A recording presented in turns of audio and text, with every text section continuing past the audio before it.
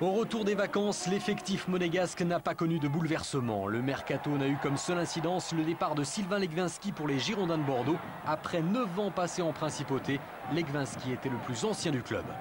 Monaco a commencé l'année 2000 par une qualification en Coupe de la Ligue aux dépens de l'AJ Auxerre au tir au but. La reprise du championnat s'effectue à 3 et le premier coup de tonnerre nous vient de Marco Simone. On joue depuis seulement 5 minutes et avec ce 14e but de la saison, Simone établit un nouveau record personnel depuis qu'il évolue dans le championnat de France. Le speaker du stade avait souhaité la bienvenue au futur champion de France. Compliment prémonitoire mais tellement fondé au vu de ce début de match.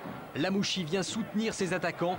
Ballon écarté côté droit vers Simone qui centre fort devant le but. Lamouchi a laissé filer pour Gallardo au deuxième poteau. 2-0 pour Monaco à la 9e minute. Monaco se fait plaisir et donne du plaisir. Témoin ce sondage de l'époque auprès des spectateurs de première division dans toute la France. Près de 40% des personnes interrogées considèrent que Monaco sera le club phare des 5 prochaines années.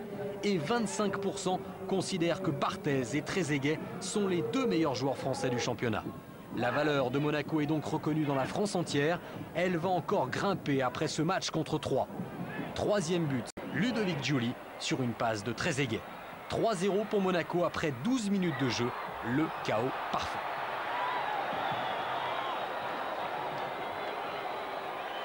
Tous les joueurs à vocation offensive se sont distingués en moins d'un quart d'heure. Simone, Gallardo et Giuli ont marqué. Quant à David Trezeguet, il a été à l'origine de ces 3 buts, preuve qu'il est avant tout au service de l'équipe.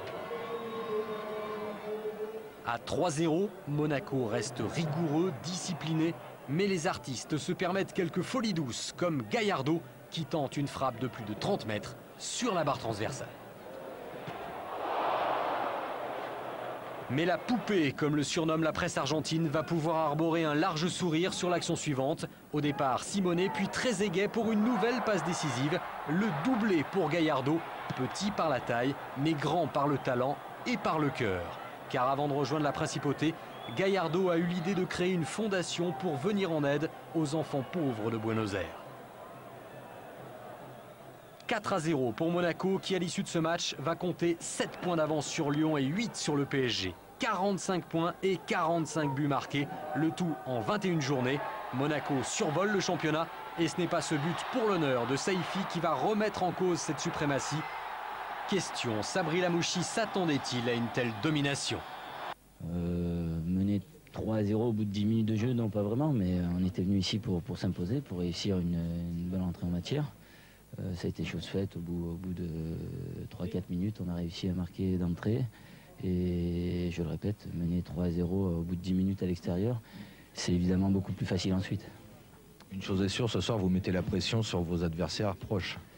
Oui, c'est vrai qu'on a eu l'avantage de connaître le résultat de Paris et de Lyon, mais bon, on sait que ça tient qu'à nous, on est en tête. C'est plutôt à eux de venir nous chercher. Nous maintenant, on se concentre match après match.